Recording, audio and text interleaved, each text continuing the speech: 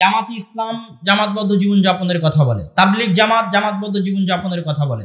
তো জামাতি ইসলামও একই হাদিস পেশ করে, তাবলিগ জামাতও একই হাদিস পেশ করে, আল্লাহ রাসূলের ওই হাদিস আমুরুকুম বিখামসিন, তোমাদেরকে 5টা বিষয়ের আদেশ দিচ্ছে। একটা হচ্ছে জামাতবদ্ধ থাকো, তার আদেশ। ওই হাদিসে আল্লাহ রাসূল বলছেন মান খালা, কেউ যদি জামাত থেকে 1 বিঘত পরিমাণ শিবরন 1 বিঘত পরিমাণ দূরে চলে যায়, তাহলে খালা আন রিবতিল ইসলাম, তার কাঁধ থেকে ইসলাম বের হয়ে যাবে।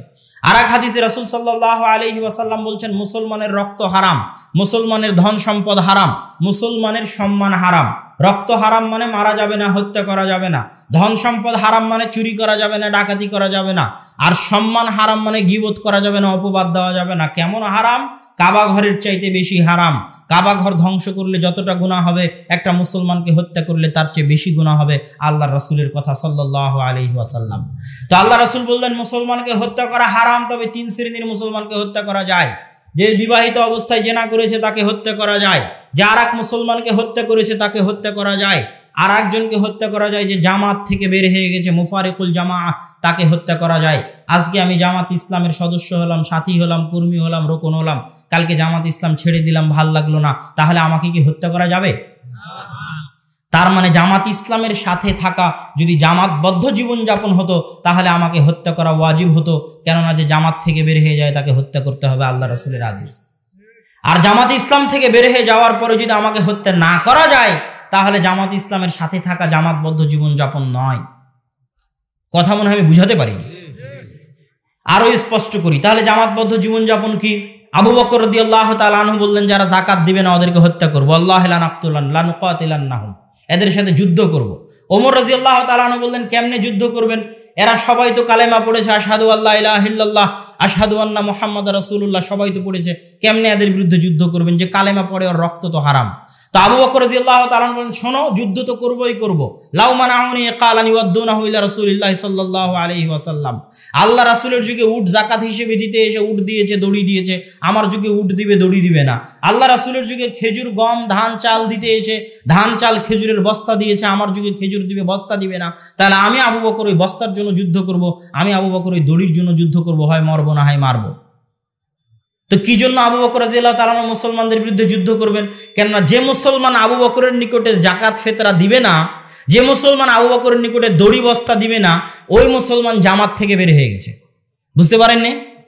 এই জন্য তার বিরুদ্ধে যুদ্ধ করা যাবে, এই জন্য তার রক্ত হালাল। ও জামাত থেকে বের হয়ে গেছে, জামাতের সাথে নাই। জামাত হচ্ছে আবু বকরের, ওই যে আল্লাহ রাসূল যত জামাতবদ্ধ জীবনযাপন বলেছে ওটা আবু বকরের সাথে থাকা। যত আমিরের আনুগত্যের কথা বলেছে, পিঠের ছাল তুলে দিলেও পিটিয়ে, জমি জায়গা দখল করে নিলেও অমান্য করা যাবে না, ওটা আবু বকরের অনুসরণ, খলিফার অনুসরণ, রাষ্ট্রনেতার অনুসরণ। তাদের সাথে থাকা হচ্ছে জামাতবদ্ধ থাকা। খারিজি মানে যে জামাত থেকে বের হয়ে যায়, খারিজি শব্দের অর্থ বের হয়ে যাওয়া। খারেজ আনিল জামাআহ, যে জামাত থেকে বের হয়ে যায় তাকে বলা হয় খারিজি। এখন তো ইসলামী খেলাফা নাই, তাহলে আমি কিসের জামাতবদ্ধ থাকবো? আছে রাস্তা। রাসূল সাল্লাল্লাহু আলাইহি ওয়াসাল্লাম বলছেন মা মিন কারিয়াতিন, এমন কোনো গ্রাম নেই যেই গ্রামে 3 জন মুসলমান বাস করে। লন্ডনের একটা ব্লকে 3 জন মুসলমান বাস করে, কোথায় আফ্রিকার জঙ্গলে 3 জন মুসলমান বাস করে, কোথাও 3 জন মুসলমান বাস করে, আর তারা আজান একামত দিয়ে সালাত কায়েম করবে না জামাতের সাথে। 3 জন মুসলমান কোনো গ্রামে বাস করবে, কোনো চরে, কোনো জঙ্গলে, কোনো এলাকায়, কোনো দেশে, আর তারা আজান একামত দিয়ে সালাত কায়েম করবে না। ওদের উপর শয়তান এভাবে হামলা করবে যেভাবে একটা পালবিহীন ভেড়ার উপর বাঘ আক্রমণ করে, ঠিক সেভাবে জামাতবিহীন ওই 3 জনের উপর শয়তান হামলা করবে। আল্লাহ রাসূল বললেন জামাতবিহীন, মানে ওরা জামাতের সাথে নাই, ওরা জামাত বিচ্ছিন্ন। তাহলে জামাতবদ্ধ জীবনযাপন মানে যেই মুসলমানের মসজিদের সাথে 5 ওয়াক্ত সালাতের সম্পর্ক নাই, ওই মুসলমান জামাতের সাথে নাই, মুসলমানদের জামাতের বাইরে। কোন মুসলমান মসজিদের সাথে সম্পর্ক ছাড়া থাকতে পারে না, অসম্ভব। মসজিদ হচ্ছে অফিস, হাজিরা দিতেই হবে।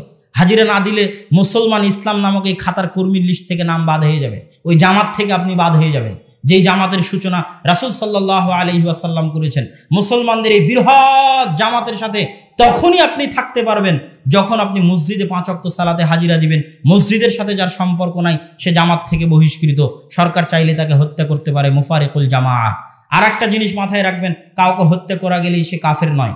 আল্লাহ রাসূল জেনা করেছে, ইমরা আল গামিদিয়া, বিবাহিত অবস্থায় তাকে রজম করেছেন, তো সে কি কাফের হয়ে গেছে? কাফের হয়ে যায়নি। আল্লাহ রাসূল বলছে তার ক্ষমা, এমন ক্ষমা পুরো মদিনাবাসী ক্ষমা চাইলে ক্ষমা হয়ে যেত। জানাজার সালাতও আদায় করা হয়েছে তার। তাহলে তারা কাফের হয়ে গেছে এমন নয়। এক মুসলমান আর এক মুসলমানকে হত্যা করা হলো, তাকেও হত্যা করা হবে, তার মানে সে কাফের তা নয়। কেউ জামাত থেকে বের হয়ে গেল, তাকে হত্যা করা হবে, তার মানে সে কাফের তা নয়। বরং তার মধ্যে ঈমান আছে, এটাও একটা আকীদা, যেটা আমরা আহলুস সুন্নাত ওয়াল জামাতের মানহাজের মধ্যে আজকের আলোচনায় স্পষ্ট করতে ভুলে গেছিলাম। কেননা এটা ঈমানের আলোচনা অনেক কঠিন। চিটাগাং পতেঙ্গা আমার একটা আলোচনা আছে জঙ্গিবাদের উপর, বা জঙ্গিবাদের উপর আমার যে আলোচনা আছে সেই আলোচনা, ঈমানের এই আলোচনাটা আরও ভালোভাবে আরও স্পষ্ট আকারে ফুটিয়ে তোলা আছে। তাহলে আজকের আলোচনার সংক্ষিপ্ত সারমর্ম যদি টানি, সালাফি মানহাজ। সালাফ মানে যারা অতীতে চলে গেছে, অতীতে খারাপ মানুষ ভালো মানুষ সবাই চলে গেছে, তাহলে সালাফ মানে আসসালাফ আসসালেহ, যে ভালো মানুষ তারা। দলিল সিরাতাল্লাযীনা আনআমতা আলাইহিম, তাদের রাস্তায় কল্যাণের রাস্তা, সঠিক রাস্তা। আর সাহাবি তাবেঈনের যে জামাত, যে রাস্তা, সেটা হচ্ছে সঠিক রাস্তা। ওয়াল জামাআহ, সাহাবিদের রাস্তা হচ্ছে সঠিক রাস্তা। সর্বশ্রেষ্ঠ যারা, তারা সাহাবি, তাবেঈ এবং তাবেঈ, তাদের আকীদা সঠিক আকীদা। তাদের বাইরে যত ভ্রান্ত আকীদা তৈরি হতে থেকেছে সব ভ্রান্ত, আর মাঝে তারা মধ্যম পন্থা অবলম্বন করে থেকে গেছে। তারপরে বললাম ভারত উপমহাদেশে আহলে হাদিসদের ইতিহাস। ভারত উপমহাদেশে আহলে হাদিসরা আজকের নয়। এবং এখানে আর একটা কথা বলি, ভারত উপমহাদেশে আহলে হাদিসের ইতিহাস বলার পিছনে একটা বড় উদ্দেশ্য ছিল যে আজকে আমি মদিনা বিশ্ববিদ্যালয় থেকে পড়ে এসে যদি অহংকার করি, গর্ব করি যে মদিনার থেকেই একমাত্র সঠিক আকীদা বাংলাদেশে আসছে, বাংলাদেশের ভারত উপমহাদেশের যত আলেম আছে এরা কেউ কিছু জানে না, এদের থেকে ইলম নেওয়া যাবে না, এদের থেকে আকীদা নেওয়া যাবে না, তাহলে এই অহংকার গ্রহণযোগ্য নয়। তার দলিল হচ্ছে এই বিশাল ইতিহাস। ভারত উপমহাদেশে এমনও আলেম ছিলেন যেই সমকক্ষ আলেম আরব উপমহাদেশে, আরব মহাদেশে জন্মগ্রহণ করেনি। এইরকমও বড় মাপের আলেম ভারত উপমহাদেশে আহলে হাদিসদের মধ্যে ছিল। তথা গত 200, 250, 300 বছর যাবৎ মিয়া নাজির হোসেন দেহলভী, নওয়াব সিদ্দিক, হাসান খান ভূপালী, আব্দুর রহমান মোবারকপুরি, শামসুল হক কাজিমাবাদী, সানাউল্লাহ অমৃতসরী, আবদুল্লাহ গাজীপুরি, এনাদের হাত দিয়ে মৌলানা ইনায়েত আলী, মৌলানা বেনায়েত আলী, শাহ ইসমাইল শহীদ, মৌলানা সৈয়দ আহমদ বেরলভী, তাদের হাত দিয়ে সারা ভারত উপমহাদেশে যে আহলে হাদিসের বিস্তার ঘটেছে। এই আহলে হাদিস এমন বিপ্লব যে আজকের আরবে যে ফিকহি উদারতা, যে হাম্বলি মাযহাব থেকে বের হয়ে এসে একটা ফিকহি উদারতা, এই ফিকহি উদারতাও তারা মূলত ভারত উপমহাদেশের আহলে হাদিস আলেমদের বই পুস্তক থেকে শিখেছেন, যেটা নাসিরউদ্দিন আলবানী রাহিমাহুল্লাহ প্রকাশ্যে স্বীকৃতি দিয়ে গেছেন। স্বয়ং নাসিরউদ্দিন আলবানী রাহিমাহুল্লাহর যে ফিকহি উদারতা, সেটাও তিনি ভারত উপমহাদেশের আহলে হাদিস আলেমদের বই পুস্তক থেকে শিখেছেন। সুতরাং আমরা যেন অহংকার না করি, আমরা যেন সবাইকে মূল্যায়ন করি। মদিনা ইসলামী বিশ্ববিদ্যালয় দিয়ে যে খেদমত হচ্ছে, এই খেদমত অন্য কিছু দিয়ে সম্ভব নয়। গত 60-40 বছরে মদিনা ইসলামী বিশ্ববিদ্যালয় সারা পৃথিবীতে সালাফি মানহাজ, আহলে হাদিস মানহাজের দাওয়াতের প্রচার এবং প্রসার ঘটিয়েছে, কিন্তু সেটা যেন আমাদের অহংকারের কারণ না হয়ে দাঁড়ায়। সেটা যেন ভারত উপমহাদেশীয় আহলে হাদিস আলেমদের যে সঠিক মানহাজ, সঠিক আকীদা, ফিকহি উদারতা, সেটার উপর যেন কোনো বোঝা বা চাপ হয়ে না দাঁড়ায়। এবং ভারত উপমহাদেশের আহলে হাদিস আলেমদের ইতিহাস বলার পিছনে এটাও একটা উদ্দেশ্য যে এই দেশে আহলে হাদিসরা ব্রিটিশদের তৈরি নয়, যা আমি বিশাল লম্বা ইতিহাসে আপনাদের সামনে তুলে ধরলাম। তারপরে আলোচনা ছিল আহলে হাদিস নাম দিয়ে কাজ নাই, এবং আহলে হাদিস বৈশিষ্ট্যের অধিকারী হতে হবে, এবং আহলে হাদিস হওয়ার জন্য নির্দিষ্ট দলে অংশগ্রহণ করা জরুরি নয়। যদি এটা মনে করা হয় তাহলে এটা হিজবিয়া, আর হিজবিয়া হচ্ছে ইসলাম বিরোধী, এটা হচ্ছে সাম্প্রদায়িকতা, এটা হচ্ছে দলান্ধতা। আর দলান্ধতা, সাম্প্রদায়িকতার কোনো স্থান ইসলামে নাই, যেটারও একটা বিশাল লম্বা হাদিস আছে আনসারীদের, যেটা তার প্রমাণ বহন করে। তো আল্লাহ সুবহানাহু ওয়া তাআলা বাংলাদেশের, ভারত উপমহাদেশের আহলে হাদিসদেরকে উদারতার সাথে, যাবতীয় দলীয় দলান্ধতা, সাংগঠনিক বিচ্ছিন্নতার উপরে উঠে উদারতার সাথে সঠিক আকীদা এবং আমলের দাওয়াত দেওয়ার তৌফিক দান করুক, আল্লাহুম্মা আমিন। আরও একটা বিষয় বোঝানোর উদ্দেশ্য ছিল, সেটা হচ্ছে অহংকার যেন না আসে, যেটা আমি আলোচনার মধ্যে স্পষ্ট করেছি। দাওয়াত দিতে হবে কাউকে ছোট করে নয়, কটাক্ষ করে নয়, তুচ্ছ করে নয়। হানাফি হলেও, দেওবন্দি হলেও, বেরলভী হলেও, বেদাতি হলেও তাকে বেদাতি বলা যাবে না। রাসূল সাল্লাল্লাহু আলাইহি ওয়াসাল্লাম হেরাক্লিয়াসের কাছে যখন চিঠি লিখেছেন তখন বলেননি ইয়া কাফের। চিঠি খুলে দেখেন, আল্লাহ রাসূল বলেননি যে ইয়া কাফের, বলেছেন? চিঠিতে আল্লাহ রাসূল বলেননি যে হে কাফের, তুমি আসো ইসলাম করো। কাফের বললেই তো লাথি মারবে চিঠিতে, বুঝতে পারেননি? তিনি বলেছেন আজিম, এভাবে বলেন আজিম, হে মহান, মহান সম্রাট। আল্লাহ রাসূল তাকে মহান বলে সম্বোধন করেছেন। হেরাক্লিয়াসকে যে চিঠি রাসূল সাল্লাল্লাহু আলাইহি ওয়াসাল্লাম লিখেছেন। এখন আপনি যদি দাওয়াত দিতে গিয়ে বলেন এই বেদাতি, তাহলে দাওয়াত গ্রহণ করবে? তাহলে এই মুশরিক, তাহলে দাওয়াত গ্রহণ করবে? করবে না।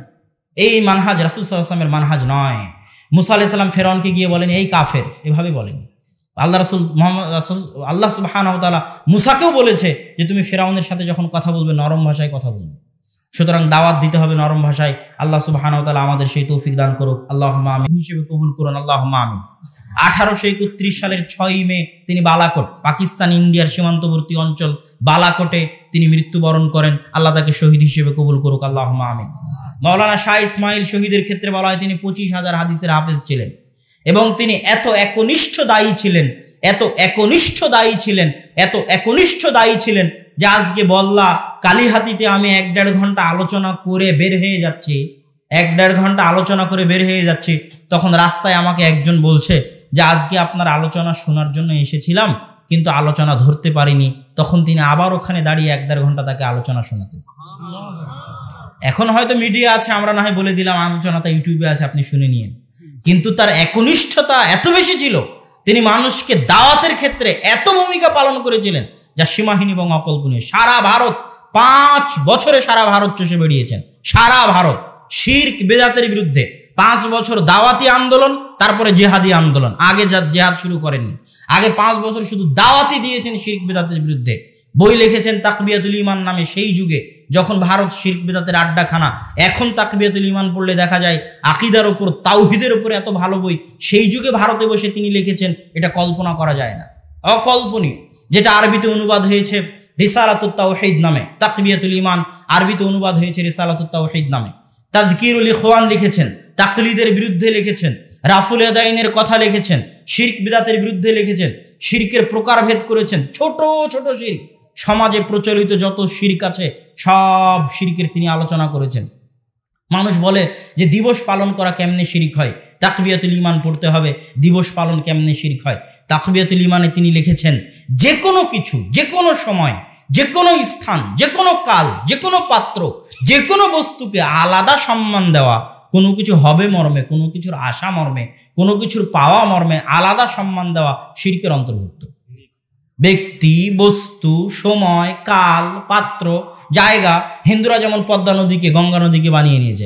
একটা বট গাছ 100-200 বছর হয়ে গেলে হিন্দুরা ওটাকে পূজার বস্তু বানিয়ে নেয়। তা আপনি যদি একটা দিনকে বানান যে আজকে জন্মদিবস, আজকে অমুক দিবস, এই দিবস যদি পালন না করি বা এটা শুভ এটা অশুভ, সামান্যতম যদি এরকম বিশ্বাস আছে নির্দিষ্ট কোনো কিছুর ক্ষেত্রে, তিনি আলোচনা করেছেন তাকবিয়াতুল ঈমানের মধ্যে। তো শাহ ইসমাইল শহীদ রাহেমাহুল্লাহ সারা ভারতে কঠোরভাবে 5 বছর দাওয়াতি অভিযান, তারপরে জেহাদের অভিযান, জেহাদের ঘোষণা দিয়ে জেহাদে নেমে গেছেন। তার জেহাদের কেন্দ্র বাংলাদেশেও ছিল বহু জায়গায়। তার 2-1টার নাম বলি, তার কোথায় কোথায় বাংলাদেশে জেহাদের কেন্দ্র ছিল। তার বাংলাদেশের একটা জেহাদের কেন্দ্র ছিল বগুড়ার সন্ধ্যাবাড়ি অঞ্চল, তার জেহাদের কেন্দ্র ছিল। তার জেহাদের একটা কেন্দ্র ছিল রাজশাহীর দুয়ারি। ওই পুরাতন বাড়িগুলো, পুরাতন মসজিদগুলো এখনো আছে, যেগুলো থেকে মুজাহিদরা যেত এবং মুজাহিদদের রসদ এবং সরঞ্জামাদি যেত। এরকম বহু জেহাদি কেন্দ্র এই অঞ্চলগুলোতেও ছিল এবং এখান থেকে বাঙালিরা তার কাছে সীমান্তে তার কাছে জিহাদ করার জন্য যেত এবং ব্রিটিশদের বিরুদ্ধে জিহাদ করত। তো এটা গেল আহলে হাদিসদের জিহাদি ধারা। মাওলানা শাহ ইসমাইল শহীদ এবং মাওলানা সৈয়দ আহমদ বেরেলভী। বেরেলভী মানে আবার কবর পূজারী বেরেলভী বুঝিয়েন না। ভারতের একটা শহর আছে নাম বেরেলি, রায় বেরেলি। যখন বানারস থেকে লখনৌর দিকে যাবেন তখন মাঝামাঝিতে পড়বে রায় বেরেলি। ওই বেরেলিতেই জন্মগ্রহণ করেছেন সৈয়দ আহমদ বেরেলভী। আবার ওই বেরেলভীতেই জন্মগ্রহণ করেছেন, ওনার নাম কি, রেজা খান, হজরত আলা রেজা খান বেরেলভী, আলা হজরত। যারা বেরেলভী তথা কবর পূজারী মাথায় সবুজ পাগড়ি বেঁধে থাকে, কেননা আল্লাহ রাসূলের কবরের উপর যে গম্বুজ, সেই গম্বুজের কালার সবুজ, তাই তারা মাথায় সবুজ পাগড়ি বেঁধে থাকে। এই কবর পূজারী আলা হজরতের অনুসারী, রেজা খান বেরেলভীর অনুসারী। আর সৈয়দ আহমদ বেরেলভী এক নয়, শহর এক। যে শহরে জন্মগ্রহণ করেছেন সেই শহর এক, অতএব এখান থেকে ভুল বুঝার কিছু নেই। সেই সৈয়দ আহমদ বেরেলভী এবং শাহ ইসমাইল শহীদের এই জেহাদি আন্দোলন আহলে হাদিসদের ইতিহাসের একটা অংশ। আহলে হাদিসদের ইতিহাসের আর একটা অংশ হচ্ছে দাওয়াতি তাবলীগী ধারা। মাওলানা এনায়েত আলী এবং মাওলানা বেলায়েত আলী নামে 2 জন, তারা আত্মীয়। তারা দাওয়াত দেওয়ার জন্য বের হয়ে যেতেন মসজিদ থেকে মসজিদ, গ্রাম থেকে গ্রাম, পায়ে হেঁটে, গরুর গাড়িতে দাওয়াত দিতেন আল্লাহর ওয়াস্তে। এবং তারা 12 বছর দাওয়াতি কাজ করেছেন বাংলাদেশের উত্তরাঞ্চল, রাজশাহী, মুর্শিদাবাদ, মালদায় 12 বছর দাওয়াতি কাজ করেছেন মাওলানা এনায়েত আলী, বেলায়েত আলীরা বাংলাদেশের উত্তরাঞ্চল, রাজশাহী, মালদা, মুর্শিদাবাদ। এই জন্য মাওলানা সানাউল্লাহ অমৃতসরী তার আখবারে আহলে হাদিসের মধ্যে লিখছেন, যে মালদা মুর্শিদাবাদে প্রোগ্রাম করতে গেলাম, এত মানুষ, এত আহলে হাদিস কোথায় থেকে আসলো? বল্লাতে যদি আহলে হাদিস না থাকে তো এত মানুষ কেমনে হয়? বুঝতে পারেননি? তো এত মানুষ কোথায় থেকে আসলো? তিনি বলছেন যে আমি এটাই বুঝলাম যে মাওলানা এনায়েত আলী, মাওলানা বেলায়েত আলী আজ থেকে বহু বছর আগে এই রাজশাহী, মালদা, মুর্শিদাবাদে দাওয়াতি কাজ করে গেছেন। তার ফলে 80-90% মানুষ নাম কাওয়াস্তে হলো, মুখে দাড়ি না থাক, কিন্তু শিরক বিদাতের সাথে সম্পৃক্ত হয় না। শিরক, তাবিজ, কবর পূজা, মাজার এগুলো থেকে দূরে থাকে। এই দূরে থাকাটা তাদের সঠিক আকীদা এবং ঈমানের পরিচয়। কালের পরিক্রমায়, দাওয়াতের অভাবে তারা হয়তো হারিয়ে গেছে। আহলে হাদিসদের আর একটা ধারা হচ্ছে রাজনৈতিক ধারা। এদেশে আহলে হাদিসরা যে রাজনীতি করেনি তা নয়। মুসলিম লীগের যারা প্রতিষ্ঠাতা, যারা সভাপতি, তাদের অনেকেই আহলে হাদিস ছিলেন। কংগ্রেসের যারা প্রতিষ্ঠাতা, সভাপতি বা দায়িত্বশীল, তাদের অনেকেই আহলে হাদিস ছিলেন। মাওলানা আবুল কালাম আজাদ, তিনি মাওলানা মোহাম্মদ জুনাগড়ি, যিনি বাংলায় তাফসির ইবনে কাসিরের ব্যাখ্যা লিখেছেন মাওলানা মুজিবুর রহমান, সেই মুজিবুর রহমানের শ্বশুর মাওলানা মোহাম্মদ জুনাগড়ি, যিনি উর্দুতে তাফসির ইবনে কাসির লিখেছেন। বাংলা অনুবাদ করা আরবি থেকে তখন সহজ হয় যখন উর্দুর সাথে একটু মিলিয়ে দেখা হয়, এটা অনুবাদ করতে সহজ হয়। তো উর্দু অনুবাদক মাওলানা মোহাম্মদ জুনাগড়ি আর বাংলা অনুবাদক জুনাগড়ি রাহিমাহুল্লাহর জামাই মাওলানা মোহাম্মদ মুজিবুর রহমান। তো তিনি মাওলানা মোহাম্মদ জুনাগড়ি উর্দু অনুবাদ করেছেন তাফসির ইবনে কাসিরের, উর্দু অনুবাদ করেছেন এলামুল মুওয়াক্কিনের। তো তারা এলামুল মুওয়াক্কিন তাফসির ইবনে কাসিরের উর্দু অনুবাদের ভূমিকা লিখে দিয়েছে কংগ্রেসের দায়িত্বশীল, পরবর্তীতে ভারতের শিক্ষামন্ত্রী মাওলানা আবুল কালাম আজাদ। এবং ভারতের মাটিতে যত হাদিসের বইয়ের অনুবাদ, কোরআনের অনুবাদ, এগুলো অধিকাংশই আহলে হাদিসদের হাত দিয়ে সম্পাদিত। বুখারী, মুসলিম, আবু দাউদ, নাসাই, তিরমিজি, ইবনে মাজার অনুবাদ মাওলানা ওয়াহিদুজ্জামান হায়দ্রাবাদী সর্বপ্রথম উর্দুতে অনুবাদ করেছেন। আর তাফসির ইবনে কাসির ইলামুল মুওয়াক্কিনের অনুবাদের ঘটনা তো শোনালামই। তো মাওলানা আবুল কালাম আজাদ ওই বইয়ের ভূমিকা লিখে দিয়েছেন, তিনি কংগ্রেসের নেতা। আবার মুসলিম লীগের সভাপতি মুস্তফা চরিত গ্রন্থের লেখক মাওলানা আকরাম খা, শেখ মুজিবুর রহমান অসমাপ্ত আত্মজীবনীতে লিখতেছে যে আকরাম খার কাছে, আকরাম খার দরবারে চেম্বারে একটা চিঠি দিতে যাব, তো আমার জান ভয়ে কাঁপতেছে, আমি তাড়াতাড়ি করে অফিসের মধ্যে ঢুকে চিঠি ফেলে দিয়ে পালিয়ে এসেছি। তো যে আকরাম খাকে দেখে ভয় পান মুজিবুর রহমান তথা বাংলাদেশের যিনি প্রতিষ্ঠাতা বলা হয় তিনি, সেই আকরাম খা হচ্ছে আহলে হাদিস মুসলিম লীগের প্রতিষ্ঠাতা। এখানে আর একটা জিনিস, অসমাপ্ত আত্মজীবনী আমি সবাইকে এই জন্য পড়তে বলি যে বাংলাদেশের সঠিক ইতিহাস অসমাপ্ত আত্মজীবনী পড়লে জানা যাবে। অসমাপ্ত আত্মজীবনীতে বিরাট অংশ জুড়ে শেখ মুজিবুর রহমান লিখেছেন পাকিস্তান প্রতিষ্ঠার আন্দোলনে তার অবদানের কথা। তিনি তখন কলকাতা ইসলামিয়া কলেজের ছাত্র, তখন শেরে বাংলায় ফজলুল হক, হোসেন শহীদ সোহরাওয়ার্দী, শেরে বাংলায় ফজলুল হক, তাদের অধীনে তিনি রাজনীতি করতেন এবং পাকিস্তানের জন্য আন্দোলন করতেন। আসামের করিমগঞ্জ আর সিলেট বেশি দূর নয়, অল্প একটু পার্থক্য। আসামের করিমগঞ্জেও শত শত মুসলমান, সিলেটেও শত শত মুসলমান। সিলেট বাংলাদেশের মধ্যে আসার কথা ছিল না, অসমাপ্ত আত্মজীবনীতে শেখ মুজিবুর রহমান লিখেছে। অনেক কষ্ট করে ভারত থেকে আলাদা করে বাংলাদেশ তৈরি করা হয়েছে। বাংলাদেশের আসল স্বাধীনতা বুঝতে হলে অসমাপ্ত আত্মজীবনী বুঝতে হবে, মুসলিম লীগ বুঝতে হবে। বাংলাদেশের আসল স্বাধীনতা 1947 সালের স্বাধীনতা, আসল স্বাধীনতা 1947। যদি 1947-এর ঘটনাগুলি উনি লিখেছে যে কিভাবে বাংলাদেশ পূর্ব পাকিস্তান হলো, সিলেট কিভাবে পূর্ব পাকিস্তানের অন্তর্ভুক্ত হলো, আসামের অন্তর্ভুক্ত হলো না। যদি 1947 সালে বাংলাদেশ পাকিস্তান না হতো তাহলে আজ বাংলাদেশ ভারতের সাথে থাকতো এবং আমরা কাশ্মীরিদের মতো জীবনযাপন করতাম। তো সম্মানিত উপস্থিতি, আমি ইতিহাস বলতে বলতে আহলে হাদিসদের রাজনৈতিক ইতিহাস সংক্ষিপ্ত আলোচনা করলাম। এবার আসি যে আহলে হাদিস বলে আমাদের গর্ব করব, অহংকার করব, আর একজন হানাফি ভাই বা একজন বেদাতি মুশরিক তাকে আমি ঠাট্টা করব, টিটকারি করব, এই স্বভাব থেকে বের হয়ে আসতে হবে। এটা হচ্ছে ইসলাহে আহলেল হাদিস, আহলে হাদিসদের ইসলাহের জন্য বলতেছি। আল্লাহ সুবহানাহু ওয়া তাআলা কাউকে ইবাদত করার পরও জাহান্নামে দিবেন আর কাউকে গুনাহ করার পরও জান্নাতে দিবেন। কি জন্য জানেন? কেউ যদি ইবাদত করতে করতে অন্তরে অহংকার চলে আসে যে আমি আল্লাহর কত ভালো বান্দা আর এই কত খারাপ বান্দা, নামাজ পড়ে না, মুখে দাড়ি নাই, তাহলে আল্লাহর আত্মমর্যাদায় আঘাত লাগে। কেউ যদি বলে যে অমুক জেনা করে ওকে আল্লাহ ক্ষমাই করবে না, অমুক তো মদ খায় ওকে আল্লাহ ক্ষমাই করবে না, আমি তাহাজ্জুদ সালাত আদায় করি, আমি কত ভালো, অমুক তো সেই খারাপ, এই অহংকার যদি ভিতরে চলে আসে আল্লাহর আত্মমর্যাদায় আঘাত লাগে। আল্লাহ বলে যা ওকেই ক্ষমা করে দিলাম, তোকেই জাহান্নামে দিয়ে দিলাম। আর গুনাহ করে কিভাবে জান্নাতে যাবে? ইবনুল কাইয়িম রাহিমাহুল্লাহ বলছে কেউ যদি গুনাহ করার পর ওই গুনাহের বোঝা তার উপর এত বেশি মনে হয় গুনাহের বোঝা তার উপর পাহাড়ের মতো, হিমালয় পাহাড়ের মতো মনে হয়, আর সে আল্লাহর দরবারে কাঁদতে থাকে, আল্লাহর দরবারে নত হতে থাকে, আল্লাহর দরবারে ছোট হতে থাকে। তো আল্লাহর দরবারে এই নত হওয়া, ছোট হওয়া, কাদা, এটা আল্লাহর অনেক প্রিয়। তো এই যে গুনাহ করার পরে সে আল্লাহর দরবারে নত হলো, ছোট হলো, এই নত ছোট হওয়ার কারণে আল্লাহ তাকে এমনভাবে ক্ষমা করে দিবেন যে গুনাহটা নেকিতে পরিণত করে দিবেন এবং তাকে গুনাহ করার পরে আল্লাহ জান্নাতে দিয়ে দিবেন। আর আপনি আহলে হাদিস হয়ে যদি অহংকার করেন, অমুককে শয়তান ইবলিস বলে গালি দেন, কারো হেদায়া পুড়িয়ে ফেলবেন, তুমুক করবেন, আপনি একাই জান্নাতে চলে গেছেন, হিন্দু জান্নাতে গেলেও হানাফি জান্নাতে যাবে না, এই ধরনের অহংকার যদি ভিতরে চলে আসে, এই অহংকার আপনার জাহান্নামে যাওয়ার কারণ হবে।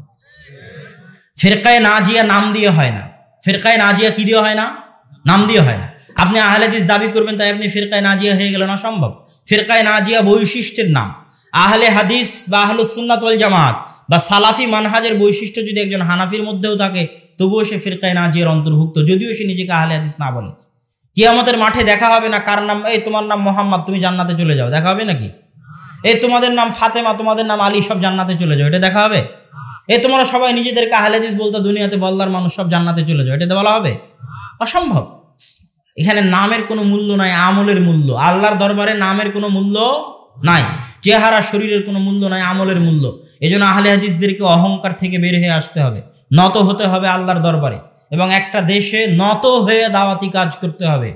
ভাই মনে করে হাত পা ধরে, ভাই আয় তুই এই বেদাতের মধ্যে আছিস, সেটা অনেক খারাপ কাজ, জাহান্নামে যাবে, আমি তোর ভালো চাই, কল্যাণ চাই, ভাই তুই এদিকে আয়, হাত পা ধরে কান্নাকাটি করে দাওয়াত দিতে হবে, আর নাম দাওয়াত। অহংকার দিয়ে দাওয়াত দেওয়ার নাম দাওয়াত নয়। তারপরের কথা, সালাফি মানহাজ আর সালাফ আল হিজব, সালাফি দল এবং সালাফি মানহাজের মধ্যে পার্থক্য আছে। সব সালাফি দলই সালাফি মানহাজের অন্তর্ভুক্ত, এতে কোনো সন্দেহ নাই। বাংলাদেশে যত সালাফি দল আছে, পাকিস্তান ভারতে যত সালাফি দল আছে, সবাই সালাফি মানহাজের অন্তর্ভুক্ত, যদি সালাফি মানহাজের বৈশিষ্ট্য তাদের মধ্যে থাকে, এতে কোনো সন্দেহ নাই। কিন্তু আমি একটা নির্দিষ্ট সালাফি দলের সাথে থাকলেই আমি সালাফি, আমি আহলে হাদিস। আমি একটা নির্দিষ্ট আহলে হাদিস দলের সাথে থাকলেই আমি আহলে হাদিস, আর না থাকলে আমি আহলে হাদিস নই, এই মতবাদ ভ্রান্ত, এই আকিদা ভ্রান্ত। এই আকিদা পরিবর্তন করতে হবে। এই আকিদার কোনো অস্তিত্ব নাই যে কোনো নির্দিষ্ট একটা দলের ফরম পূরণ করে সদস্য কর্মী না হলে উমুককে সভাপতি, উমুককে আমির, তুমুকের হাতে বায়াত, এই সিরিয়ালে যদি আমি না থাকি তাহলে আমি আহলে হাদিস নই। এই আকিদা কি আকিদা বলেন তো? ভ্রান্ত আকিদা। এবং জামাতবদ্ধ জীবন যাপন মানে কি? জামাতবদ্ধ জীবন যাপন মানে কি? আমি